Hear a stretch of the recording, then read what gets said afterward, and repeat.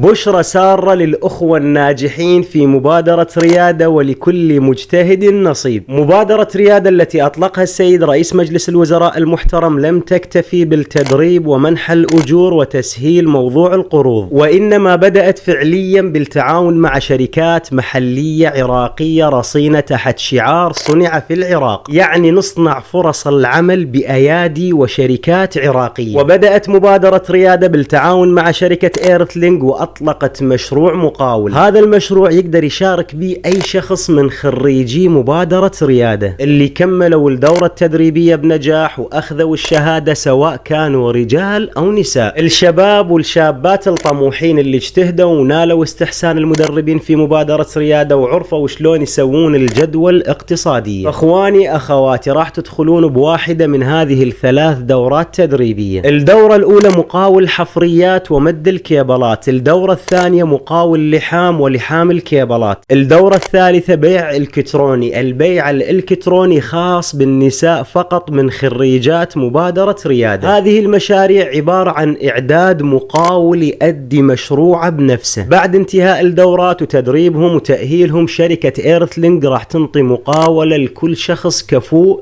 للانطلاق. مو بس هاي، فوقاها اكو متابعة وتشجيع ودعم، يعني كسر بجمع مقاول من الطراز الاول، وبيكم خير وتدللوا. بس لا تنسون 1000 فرصة والباقين يبقون معانا للفرص القادمة ان شاء الله. فما دام شاركتوا بمبادرة ريادة التي اطلقها السيد رئيس الوزراء ونجحتوا وخليتوا الشهادة بجيبكم، فاحب ابشركم انه فرص القطاع الخاص والاستثمار مستمرة، والشاطر دائما ويانا، والقادم افضل باذن الله. كالعادة غير أفكارك تتغير حياتك.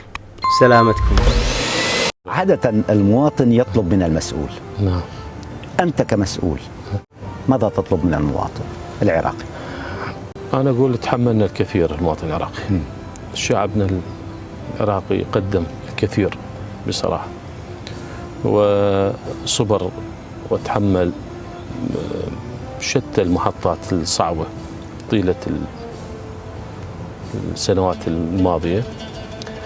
أطلب منه أن يثق بإخوانه المتصدين في هذه الحكومة، أنهم عندهم فعلا رؤية وعندهم برنامج ومنهاج لخدمة هذا الشعب، ويثقون بكلامي أنه أكو فرصة حقيقية للنجاح، وإحنا نشوف النجاح بكل ثقة.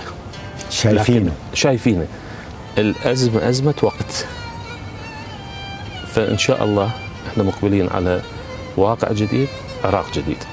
خلي يتفائلون بخير، وبالتأكيد دورهم الداعم للدولة ومؤسساتها وما حد يزايد على حسهم الوطني هو الفيصل في تحقيق الهدف. دولة رئيس الوزراء، أنا أشكرك على حديث من القلب، وأنا واثق سيصل إلى القلوب. الله يحفظك. بارك الله فيك.